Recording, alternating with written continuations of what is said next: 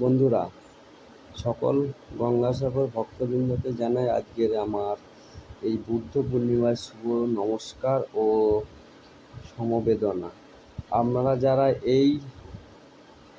আজকে বুদ্ধ পূর্ণিমায় যারা গঙ্গাসাগরে যাচ্ছেন তাদেরকে এই পুরো ভিডিওটি আপনাদের কীভাবে কলকাতা থেকে গঙ্গাসাগর পৌঁছানোর সব ভিডিওটি আমি আপনাদের সামনে ভক্তরা আপনাদের সামনে আমি একটি গঙ্গাসাগরে যাওয়ার জন্য দেখুন কত ভক্তদের ভিড় হয়েছে। আপনারা দেখুন স্টেশনে কত ভক্তদের ভালো লাগে অবশ্যই একটা লাইক করবেন, পুরো ভিডিওটি দেখতে থাকুন। কীভাবে শিয়ালদা থেকে গঙ্গাসাগর যাবেন আপনার বন্ধুরা দেখতে পাচ্ছেন করে দেবো। আজকে শিয়ালদা সাউথ স্টেশনে শিয়ালদা টু নামখানা ট্রেনে উঠবেন এবং কাকদ্বীপ স্টেশনে নামবেন। বন্ধুরা অথবা নামখানা থেকে যেতে পারেন। আমরা আপনাদের কাকদ্বীপ স্টেশন থেকে আপনাদের কীভাবে যাবেন সেই ভিডিওটি পুরো দেখিয়ে দেবো।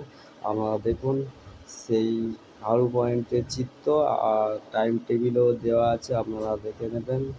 আপনারা হারু পয়েন্ট থেকে ভ্যাসেল ধরে আপনারা অবশ্যই কচুবেড়িয়ায় যাবেন। সেই কচুবেড়িয়া থেকে আবার বাসেও যেতে পারেন বা প্রাইভেট কারে করে আপনারা সোজা গঙ্গাসাগরে পৌঁছে যেতে পারেন। দেখুন গঙ্গাসাগরের চিত্র, আপনারা কীভাবে গঙ্গাসাগরে পৌঁছাবেন আমি সব কিছু বলে দিচ্ছি। সেই গঙ্গাসাগরের চিত্র আপনারা দেখুন, অবশ্যই ভিডিওটি পুরোটি দেখুন, দেখতে থাকুন। অবশ্যই একটা লাইক এবং সাবস্ক্রাইব করবেন। আরও নিত্য নতুন ভিডিও দেখতে আমার অবশ্যই বেল আইকনে অবশ্যই ক্লিক করবেন।